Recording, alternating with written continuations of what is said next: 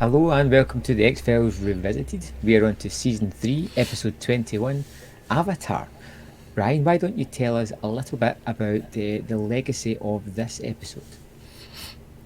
Well, we've had moments with Skinner that have been big moments, but this is really the first episode that is literally devoted to Skinner, where he becomes the central character, which is kind of a bit weird at first. It happens more often throughout the show as it goes on, so it gets less weird. But it is a bit, this is strange, because this is the guy that is usually in the office. Usually pops up and helps him out and that. But I don't really expect to see him take centre stage. He does. He takes centre stage, and I think for that reason, many fans do like it, because it lets us into the world of this man who so far has been pretty mysterious. Yeah, definitely. The silent type, for sure. So, question is, where do you think this is going to sit in the IMDb top 217 episodes? Well, in the ranking of episodes. I am going to go for 109. 109. Okay. I can tell you're a little optimistic. It sits at 131. Right, okay. Okay, so it's kind of a little below the middle. So it's on the low end of the middle. Which, if I'm being perfectly honest, is a little unfair. Not to reveal my hand, as I always do at the start of these episodes, but I feel it's a little unfair. But we'll get into it, I guess. Absolutely. Okay then. Yeah. So we open up the episode on Skinner in a room, and he's basically signing. He's supposed to sign his divorce papers, and he just can't bring himself to do it. He's reminiscing too much, even about the pen that he's gonna sign it with. It was an anniversary gift. Can't remember which one. Like instantly, opening scene, we're already like, we're opening on Skinner? Really? Yeah. Okay. And we're getting personal information about him. Boom. Right in the opening moment. We know his marriage is on the rocks. We know he's married now. We didn't even know that before. He's just like, this is all new information. What's your initial thoughts when you start this one? Like you say, you jump into Skinner's office. We've got someone there asking him to sign the paperwork. It's nice because it allows you to understand straight away it's a personal episode about that character. There's no doubts about it. If it was, you always get the precursor before the music and the titles that this is going to be what it's all about. And to be honest, I was quite interested about what it was going to reveal about Skinner, because personally, it's been a while since I revisited the first chunk of the X-Files, and I remember him being more prominent than he actually has been. So I was kind of curious where this one was going to go. Okay. So Skinner goes to a bar to basically drown his sorrows, I think, get over the fact that divorce is looming, it's inescapable, it seems. And he gets picked up by a blonde. It seems that way anyway. And the thing that jumped out most for me in this scene was the fact that the barman looks like the dude out of The Shining. It's the same barman from The Shining, and I feel like this episode in particular is taking a lot of riffs, a lot of cues from movies like Nicholas Roeg's Don't Look Now, The Shining. It wants that kind of off-kilter, like ethereal kind of vibe about it, where you're wondering, like, is this a dream, or is this really happening? Which kind of feeds into Skinner's state of mind. So that's obviously a good way to play it. It's funny you say The Shining and Don't Look Now, because it's both personal stories about people under extreme emotional stress having an almost presence of future things, or some kind of alluding to past or future. Because both of those movies really have them embedded within them. So Yeah. it's a nice line to draw between that episode and those movies. Yeah, definitely. So Skinner and the blonde have sex because, you know, why not? He's getting divorced. It's a bit kind of like, yeah, really? Would you go there? Would you go there at this point? I'm kind of thinking Skinner's been drugged or something, but... And, you know, I could quite happily have watched all of the X-Files without having to see Skinner's O-face. Because I just didn't need that in my life, you know? Because that's where it ends. Like this kind of scene just ends with like a close up to the camera and oh.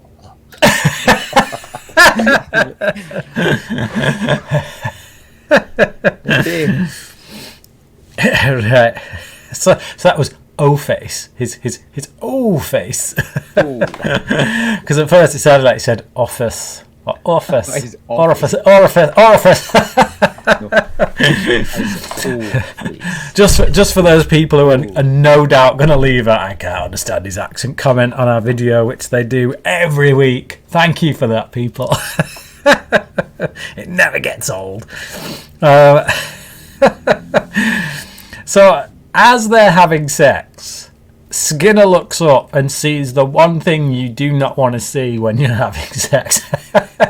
Which, again, alluding to The Shining, this young, attractive woman that is getting sexually aroused turns into this old, crusty hag. And, yeah, which, yeah, like I say, instantly makes me think The Shining. Old, crusty hag. Probably a little bit unfair there, Brian. That's somebody's mother. Somebody's great grandmother. I don't know about mother. Okay, so Skinner sees the old hag, and then he wakes up, and it turns out the blonde is dead. She has had her neck snapped. Literally, her body's facing one way, the neck is facing another way. It's just gnarly, really gnarly. So how wild did that night get? That dude doesn't know his own strength. So we have the opening credits. Is Skinner a murderer? Obviously, is the question that is posed there. Yeah. Mulder arrives, and it turns out that Skinner is suffering from a memory lapse, as the detective kind of puts it. He's a bit like, I don't know. And we instantly see Mulder's concern, and two, we get introduced to Detective Douchebag. Because it's been a while. It's been a while since we had Detective Douchebag, but here we go. Yeah. Like Skinner's memory loss. I mean, he's basically just slept through it, hasn't he? Yeah. They've done whatever they've done, gone to sleep, and when he's woken up, she's dead. Yeah. But I do like the fact that Mulder is genuinely concerned, and again, he's a believer in almost everything, and he believes instantly that this isn't Skinner. There's no doubt in his mind whatsoever. As you'll see throughout the movie, we always have Mulder's beliefs and Scully's rationale, should we say? Skepticism and rationality kind of mixed together with Scully. It's like, it's not so much that because they always call Scully the skeptic, and it's not really that she's the skeptic. She's just rational. She believes stuff is happening. She just wants a reasonable explanation for it. It's just like you give Scully 2 + 2, and she'll get 4. You give the same stuff to Mulder, and he's got a water Yeah, it's like I do think people get it wrong when they say Mulder is the believer, Scully is the skeptic, because it's not true. Because actually, Scully is a believer. She's a believer in God. She wears the cross. She has a faith. They are both believers. They are just believers in different things. She isn't a skeptic. She's just a rational human being. She wants the info. She's not willing to just go out on a limb and go, yeah, succubus. So yeah, it is wrong when people say she's the skeptic. It's not a good way to classify her, I don't think. So I do love how Scully calls Mulder. She's kind of on her way there, and not in as many words, but basically Mulder says, Scully, get your ass to the coroner's office and do the damn autopsy, which has kind of become a bit of a custom here. It's like Scully's on her way to the investigation, and Mulder's like, no, bitch, get your ass to the coroner's office. I want you to do another damn autopsy. It's like... there's one moment, just before we go to the autopsy, where we see the body outline on the bed.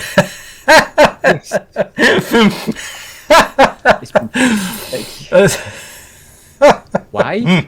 And it's just like they've drawn the nose on to indicate, yes, the head was pointing that way and the body's pointing that way. But it's just like they would do that. They would have to do that, I would imagine, because as far as evidence goes, they've got to show how the body was lay. But when you see it, it just looks funny. It's pretty hilarious. Seeing that as a chalk outline. I wonder, like, surely pictures are better than somebody having to find with some duct tape. Like spray paint maybe, instead of duct tape with that really blunt nose. That okay. So it turns out the victim worked for an escort service. She did have another job which she was fired from a couple of weeks prior. Once they learned of her indiscretion, i.e. the fact that she also worked for an escort service. Yep. And then Scully finds a residue, a phosphorescence on the body, which she only sees when she turns the light off. Yeah, and do we ever get an answer as to what that is? It's just never... Yes. I mean, do we? Yes. I missed that. Oh, right. It's all in the succubus thing. It's all in the... But they're just guessing to what it is. They never actually... Well, it's there to prop up Mulder's theory, right. And it is also there to highlight Scully's willingness to present evidence that in a way that would be more in line with Mulder's train of thought. Like, she goes out on a limb in this episode, and I think it shows a lot about her character in the way that she isn't willing to dismiss something just because it makes her seem foolish. And we'll get to it at a certain point where she's like, I can't believe I'm saying this, but bleh. Yeah. Okay. I think it is mostly there just to back up Mulder's theory and give a kind of supernatural explanation to everything that's going on. But Mulder and Scully go to the escort service to speak to Lorraine Keller, who is the woman in charge, and she says that Blondie met a man named Walter Skinner who made a transaction using his credit card. So yeah. Mm-hmm. So the evidence is building up against Walt. Yeah, it's not looking good for our boy Walter. It's not. Yeah, it's like it's not possible that he could have been drugged and then his credit card used to make a transaction. Which is, if I truly believed in his innocence, that'd be my first kind of who's trying to frame him here? What's this all about? I'm pretty sure that this madam has checks and balances to make sure that the payments are authorised appropriately. Honestly, as long as the money goes through, she will not clear. Okay, so Scully gives Mulder a bit of a lecture, and I've got to say, quite rightly, on the fact that they don't really know anything about Skinner. So there is this moment between them where, like, Mulder's instantly on the "oh no, he's innocent" train, and Scully's like, "Well, is he?" Which is kind of it's a fair question, because even though Skinner's helped them, he's helped them, he's shown some loyalty to them. You know, we live in an age where people at the top of organisations are being revealed to have had a whole history of sordid things in their past. You know what I mean? And it's just like it's not without reason to question what you know about someone when all you know about someone is they've helped us out on some cases, they've had our back a few times. I do like that Scully can disassociate herself from the person and be able to look at the evidence, but it seems as if Mulder can't do that. You know, he seems just to go intuitively almost with his the way he thinks, which I like that dichotomy between these two in this episode. Absolutely, and if I was to identify with one of the two, I would probably identify more with Mulder.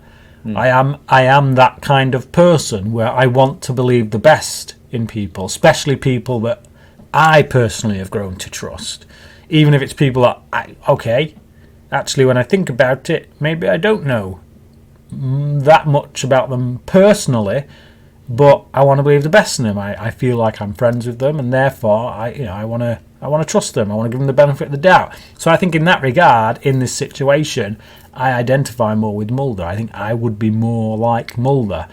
But when being able to watch an episode like this as an objective viewer, I've got to say that actually, you know what, Scully kind of has a point. Yeah. So okay. So Mulder gets a call to say Skinner's been released on his own recognizance. So they go try and track him down.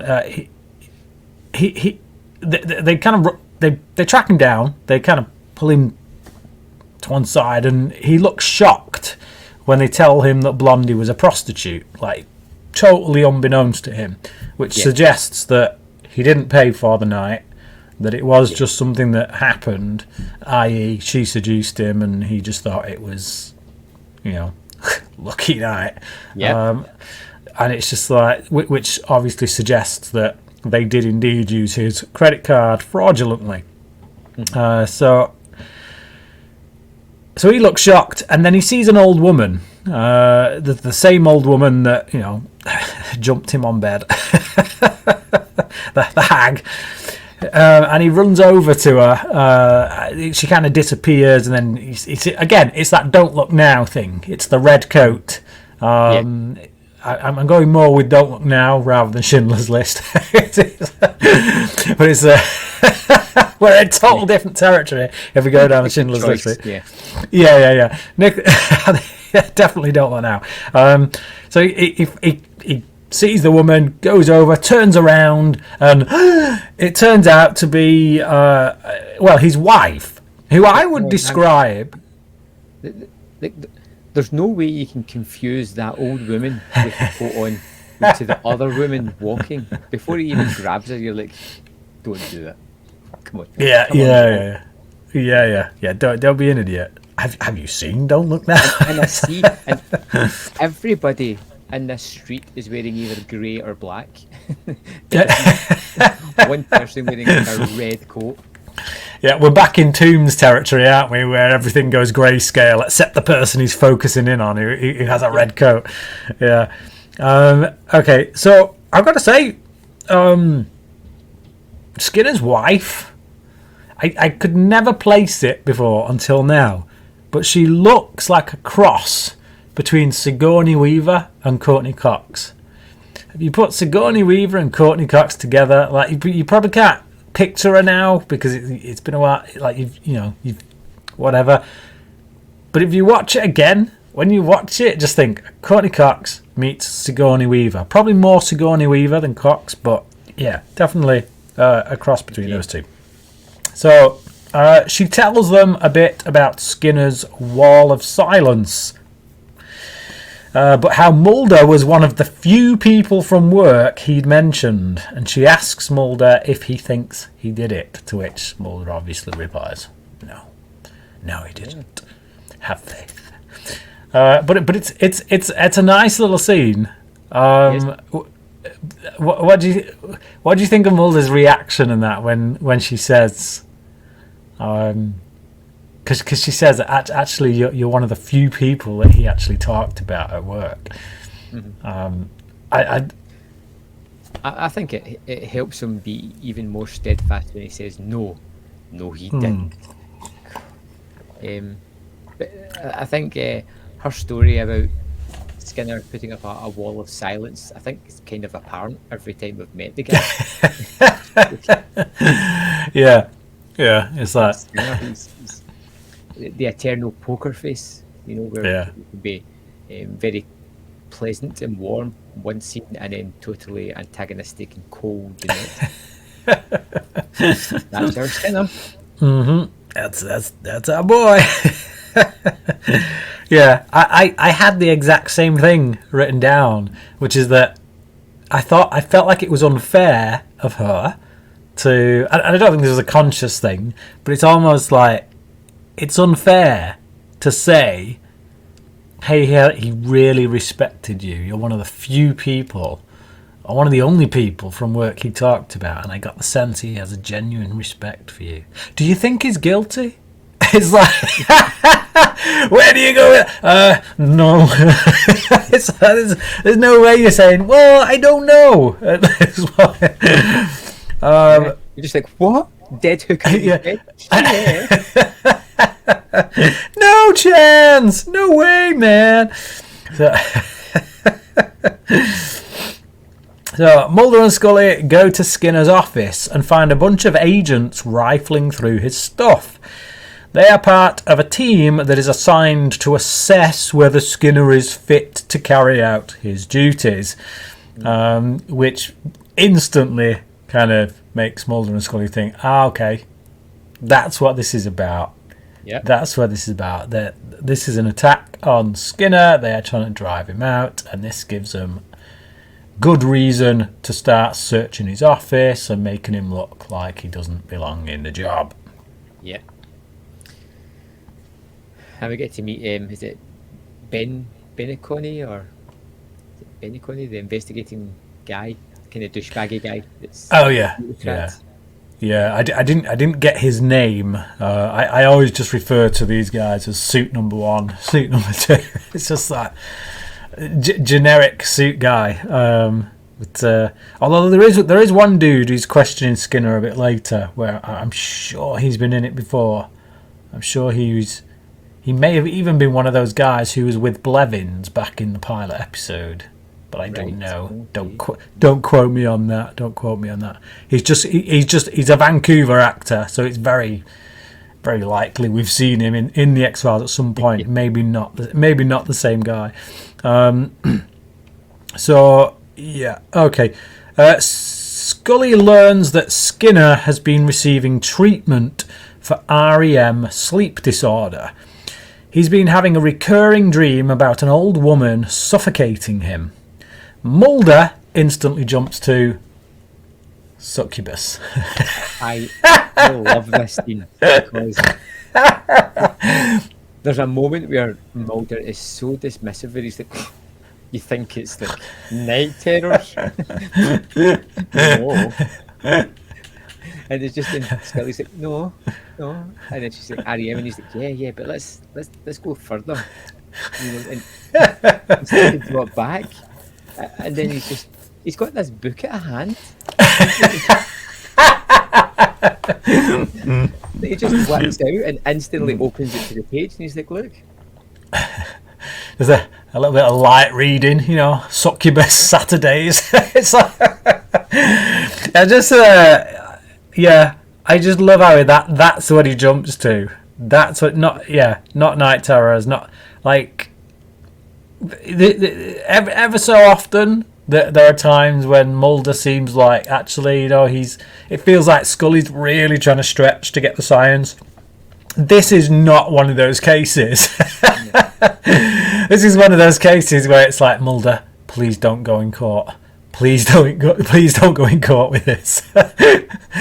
It's like we had a comment. 1 second, sorry.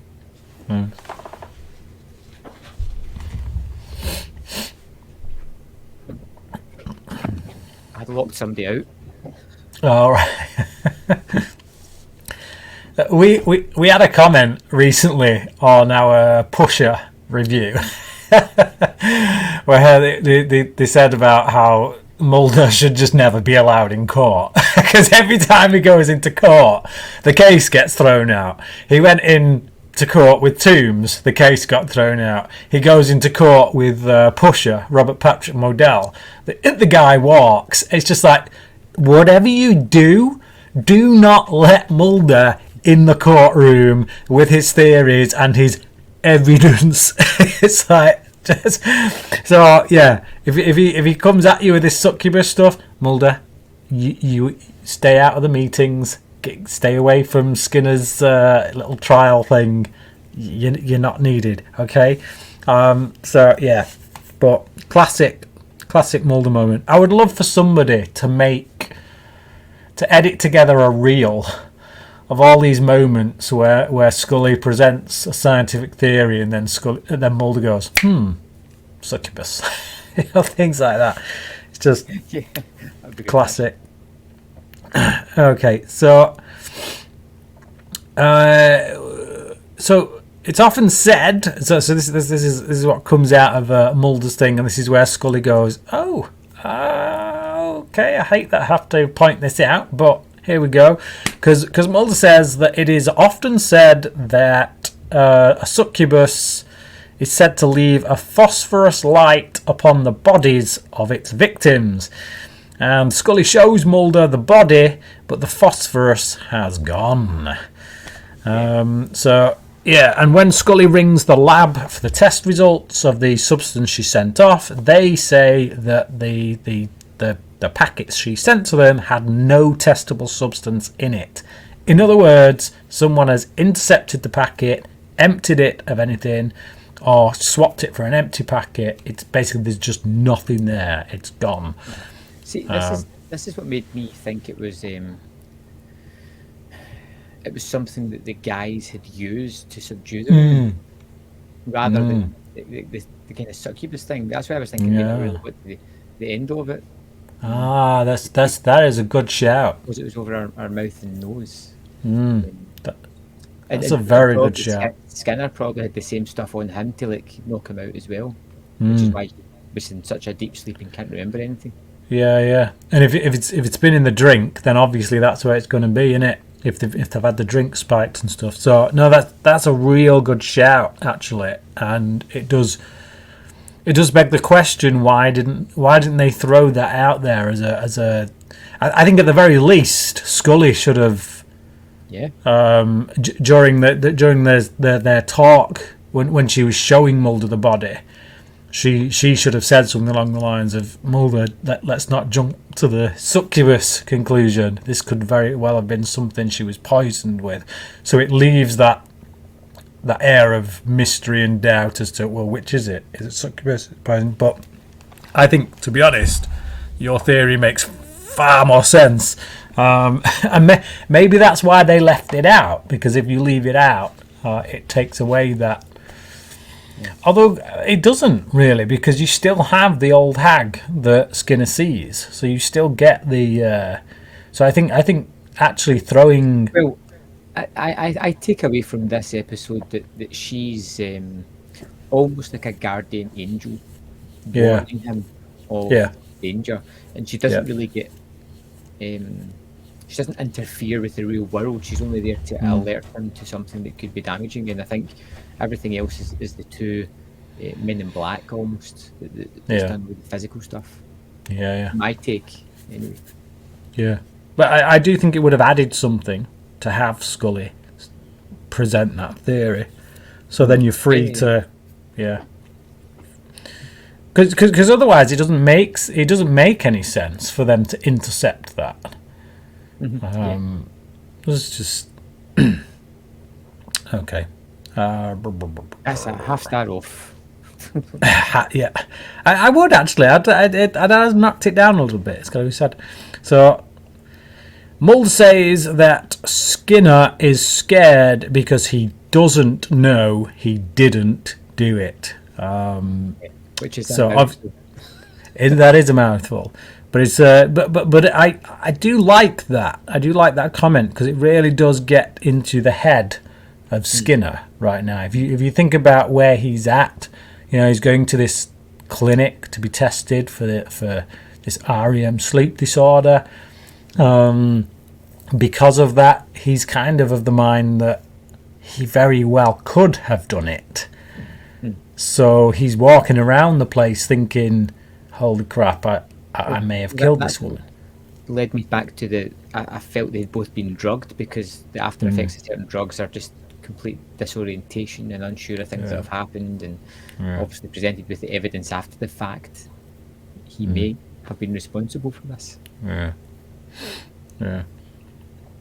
Okay, so Skinner's wife goes to see him, but he won't let her comfort him.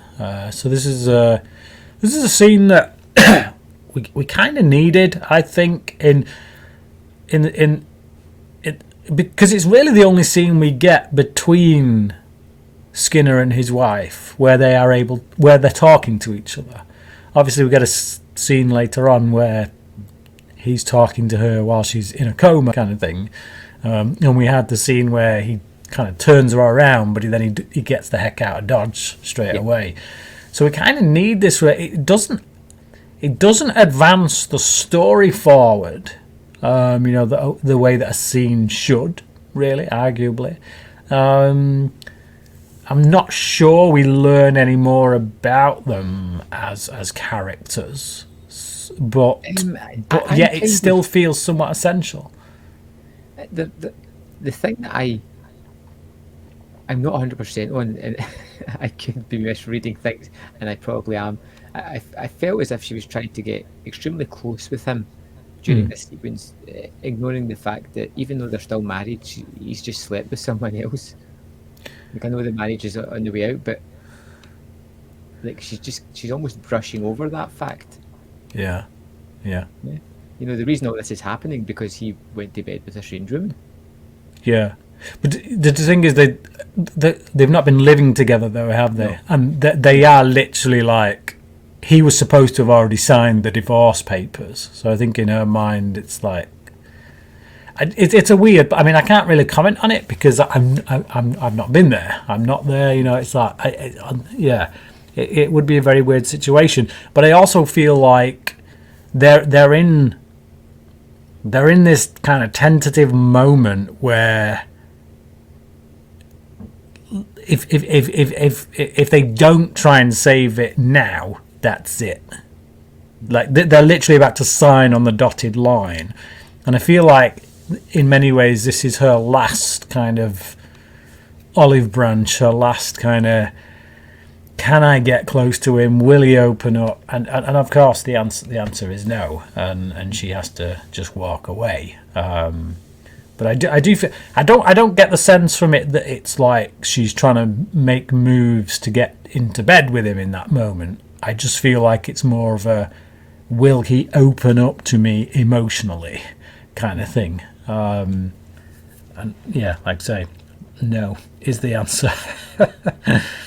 But yeah, so in many ways it doesn't tell us anything about the characters we didn't already know. It doesn't advance the story forward, and yet it does somehow feel like an essential scene, because I feel like, given what the episode's about, we do need to see something between them, and just seeing how they interact with each other in this moment, I think, gives you a picture of what their marriage must have been like. I think seeing their interaction in the moment, you can very much imagine what a night in the Skinner household would have looked like on the communication front. So it is a nice little scene, I think. So Skinner is asleep and he's woken up once again by the old hag before police knock on his door to tell him that his wife was run off the road. Now, tell me your thoughts on this scene. I think the old woman is alerting him to his wife being in danger. Did you find it creepy at all? Yeah.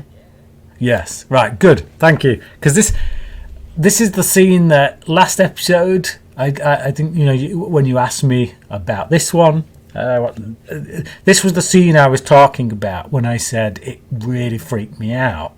So just that sound of her screaming, and then he sees her in the mirror and she's like, her mouth's open and she looks all like, and then he turns and there's no one there and he turns back to the mirror and it was really well done. The sound design on it as well, it's almost like there's a woman and a man's scream kind of mixed together, and it just, don't know what it is about that, but it just sends a shiver down my spine, and it always makes me like want to turn a light on in the room and not look into mirrors.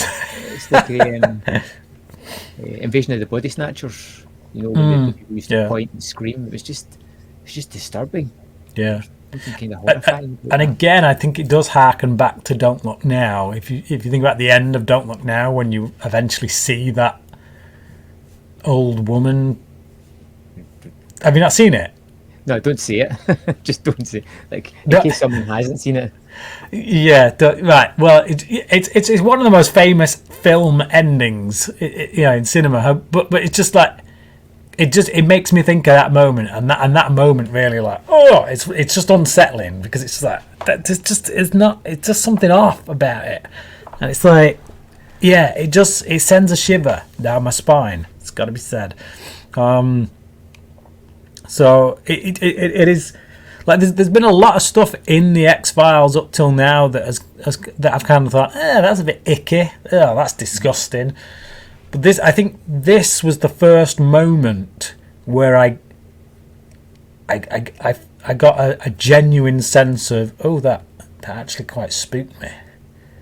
That got under my skin. Like I'm looking around the room. I'm making sure I'm still. Yeah, it is. It's haunting, and that was the first time the X-Files ever did that. Was that sequence? So, okay. So Mulder goes and sees Skinner, who's in like a holding cell, and Skinner tells him that he first saw the old woman during his near-death experience in Nam, which obviously we got in the episode One Breath, I think. I can't remember. I think it was One Breath. I'm pretty sure it was One Breath. So Mulder suggests that she's trying to protect him from something, as we see Cancer Man watching behind the two-way mirror. So, that's awesome. A good payday there for William B. Davis. It's like, we need Cancer Man. Oh, what's my big scene? We just need to stand behind a mirror. Do you think? They didn't even need William B. Davis for that. They could have had a double from behind who looked like Davis and just have him smoking. You'd know it was meant to be. It's just like, no, we've got this guy under contract. We need him in this many episodes. Just even if we've got to get him out of bed for this one damn scene, he's going to be in it. So but it's still nice though. It's nice to know that all the time, when all these things are going on, he's the one who's always behind these evil machinations. So Mulder and Scully go to see Mrs. Skinner's car. Mulder takes the airbag to Pendrell. He cuts the airbag off and says it's evidence. A bit of a timing thing here, because Scully says the hearing is in half an hour. So she goes to the hearing. Yes. And Mulder is CSI science here. You know, that it's like stuff that would normally take like 2 weeks. You send it off, it comes back they're kind of off doing it within the same time frame that the Mulder misses the hearing, but only just, and it's like that's bit too quick. I'm not buying it, to be honest. But it is nice to see Pendrell again. Although I'll tell you what, his work is shoddy, because that picture of the person is that's awful. That is truly like, and they show it to someone later on. They're like, "Is this the guy?" And you're like, "It doesn't even look like a person." It's a crash test dummy. So I do think it looks like the big guy. I mean, it doesn't look like the hitman at the end, because it's not him. It looks like the one who sends him on the... It's like a Rorschach test. I see a butterfly flying into the It's a Rorschach, Mr. Wayne. People see what they want to see. It's a freaking bat! Okay. So Scully attends Skinner's hearing, which is clearly designed to find only one specific outcome.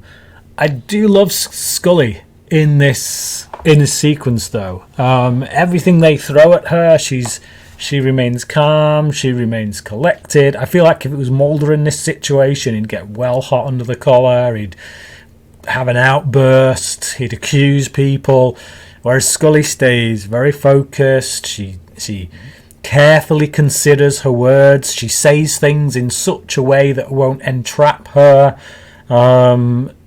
It's the vital difference between having Scully at your trial defending you and Mulder at your trial defending you. So yeah, but she holds her own in the meeting, but it's very clear that they're not interested in what she's got to say. Not at all. Like, they get to the end where, like, she does actually have something else that she wants to say, and they say, nope, no you don't, that's it, it's over, it's done. And it's like, well, that's fair, isn't it? That's a fair hearing. If you're not even willing to listen to what this person's got to say that might be in Skinner's favour, then clearly that's a very biased hearing. So yeah, okay. Mulder meets Scully to show her the face of the man who was driving Mrs. Skinner's car when it crashed. So, regardless of the fact that, yeah, it could look like anyone, it's clearly a guy, but it does show that actually somebody other than Mrs. Skinner crashed the car, obviously to try and fake a car crash. So yeah, why they didn't do a better job of like taking her out, I don't know. That was Skinner's car that we're looking at.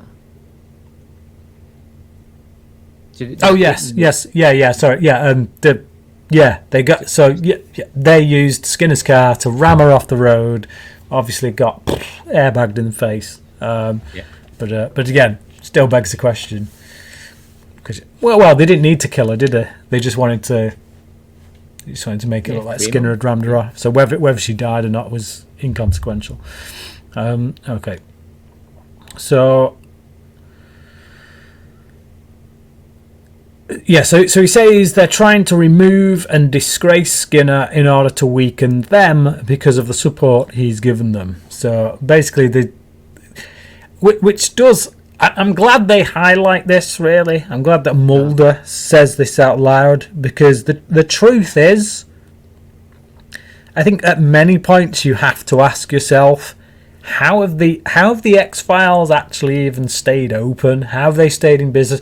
Like, there's clearly so many people within the government, like Cancerman and his team, who don't want Mulder doing his thing. So if they really wanted to, they'd just shut it down.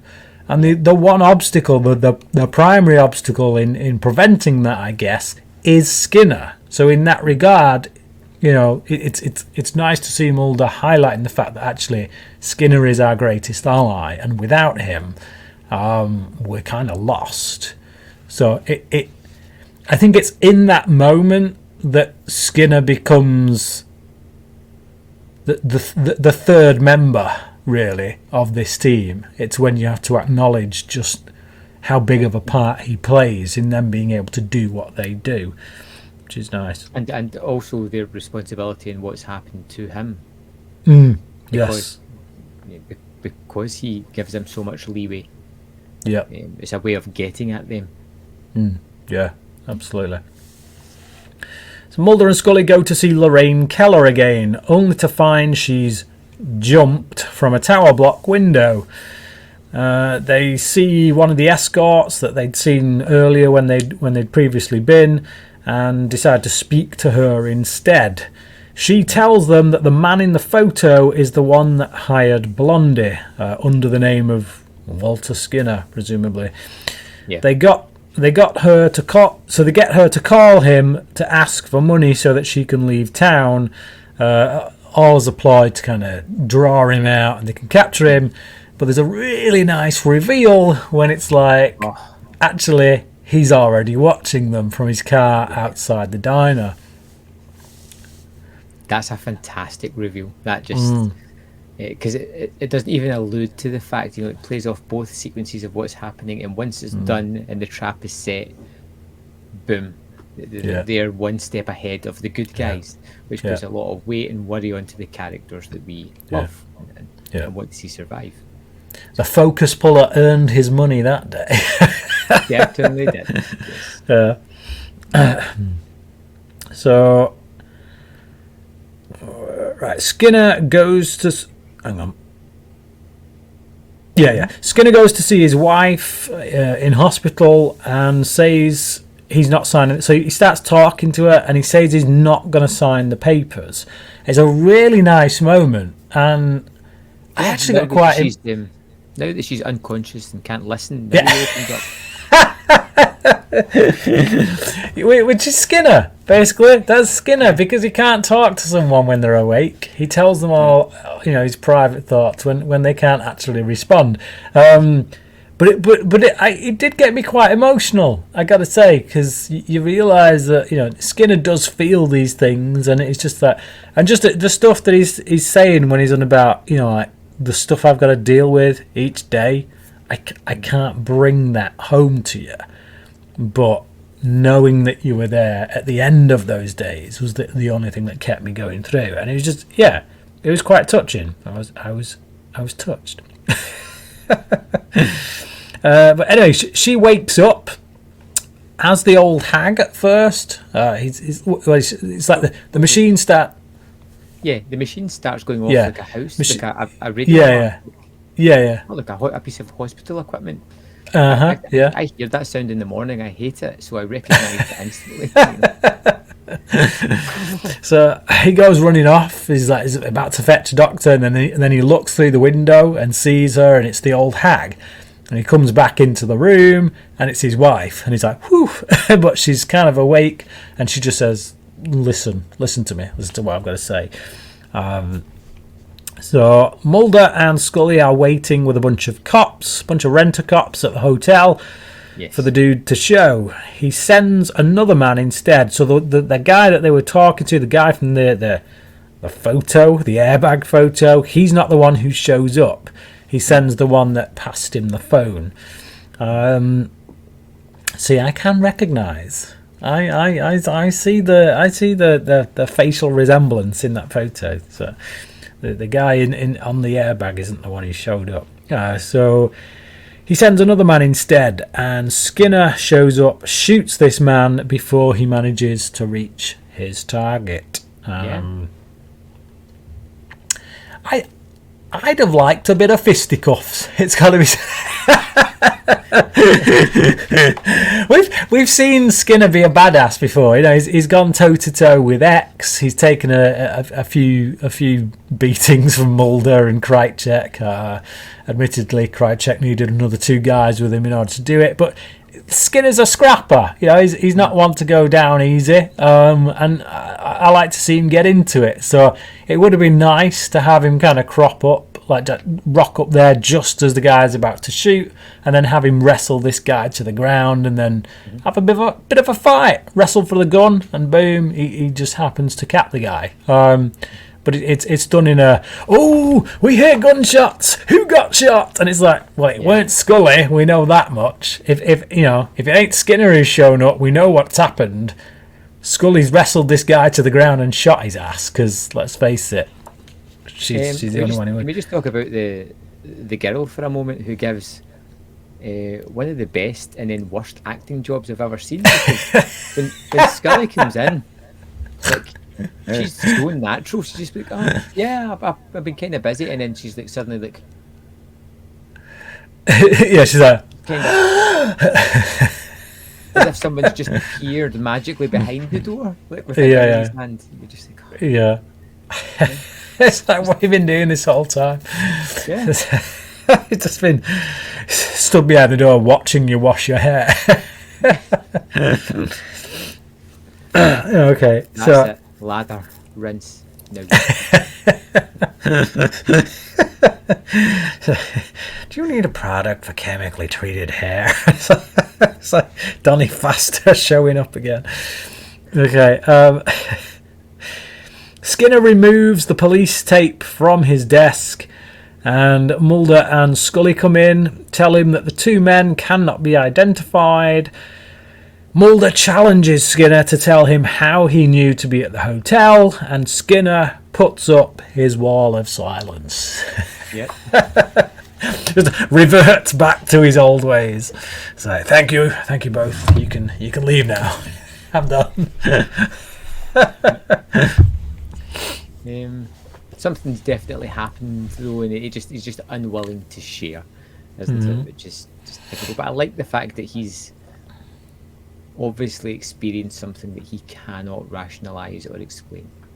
Do you feel like if Scully wasn't stood there just behind Mulder, looking over the shoulder, do you feel like he'd be more willing to open up about that? No. I think Skinner's just Skinner. He keeps the character, just.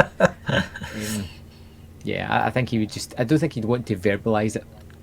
Once it's out there, it's out there. When it's in his head and rattling about, he can theorise all he wants. Yeah, he does. He's like he's committing to a belief if he says it happened. Yeah, I get you. Wrap up. You go first. Okay, it's nice to see Skinner get an episode of his own. It's nice to see Mulder and Scully sort of interact with him, and their relationship as a trio kind of grow a little bit, although they're still not telling each other everything at the end. You feel as if they've grew a little bit closer in their search for the truth, I suppose. But there's certain things that just aren't super clear in this episode. I think there's things that should be better shown or told to us, like the green stuff in the face. I think I'm right when I say that they were both drugged in the bed. Yeah. And that's what that was, and it's been stolen by the guy, so they can't say that both of these people have been drugged. Yeah. I think that Smoking Man scene is good.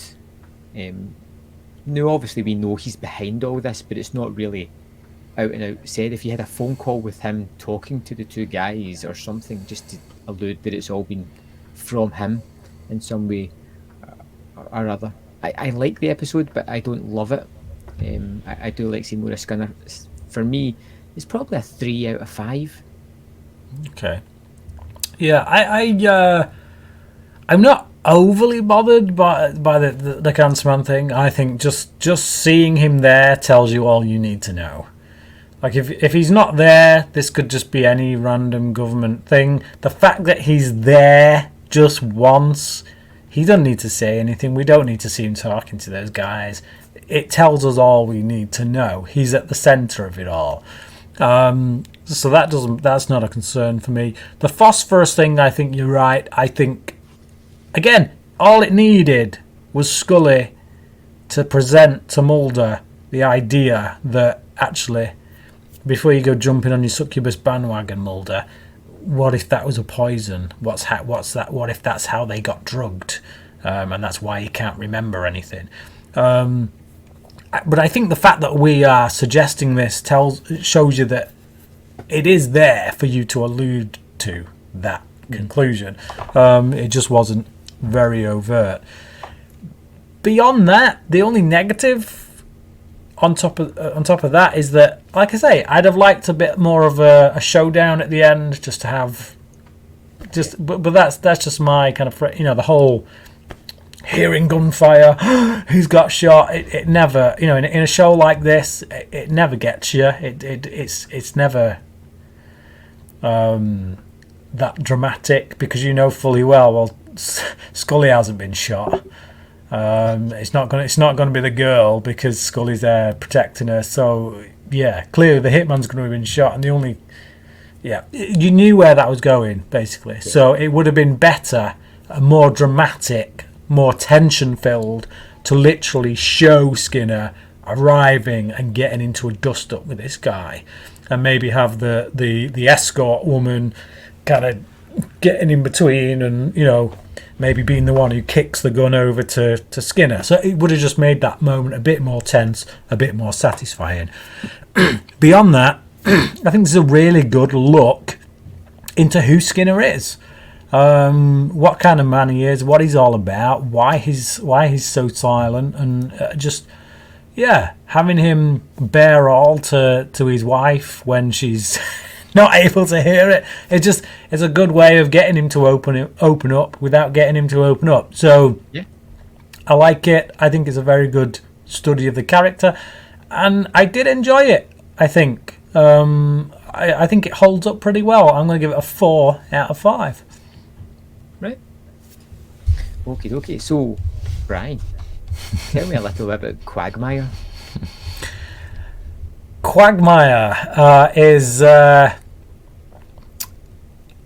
I see, this could go either way, because I think it's going to be a very good one for both of us. I think we're both going to really like it. Now it's not a Darren Morgan episode. I can't remember who wrote Quagmire, actually. Well, it's in my head. This was a story by David Duchovny that did Avatar. Yes. Yeah, David Duchovny had a hand in the story for this one. He's very much about doing personal stories for the main characters. Is David? Whenever you see his name on the credits with regards to the writing, he always kind of zeroes in on a personal angle with one of the main characters. So, but yeah, that's a good shout out. So yeah, Quagmire. It's not a Darren Morgan episode, but it's the first. Obviously, we had Syzygy, didn't we? Where we could tell that was Carter trying to do Darren Morgan and failing miserably. Quagmire is kind of like the second attempt of that. Like I said, I can't remember who wrote it, but this time it's a lot more successful. I think it works. I think there's a reason it's quite beloved by fans, and it has a very long extended sequence towards the end where it is literally just Mulder and Scully sitting and having a chat. Oh, yes. It's literally like 10 minutes of them just sat there chatting, and it's just, and it's all the better for it's highly entertaining. So it's basically your Loch Ness kind of story. They go on the hunt for like a Nessie kind of monster, and there's a lot of humour. Yeah, so there's a lot of humour involved. It is meant as well as a humorous episode, but I think it is much more successful than the likes of Syzygy. It's not quite Darren Morgan levels, but it's the next best thing, I would say. Fantastic. Okay, so to all the people watching and listening, if you're listening on the podcast, if you want to drop over to iTunes and rate this show or give us a little review, that would be fantastic. That allows other people to discover our podcast and join along with our X-Files ramblings. If you're watching on YouTube, why don't you just hit the like button? All kinds of magic happens. You won't see it, but it's wonderful behind the scenes, and we greatly appreciate it. So as always, thanks for listening, watching, and we will see you next week for Quagmire.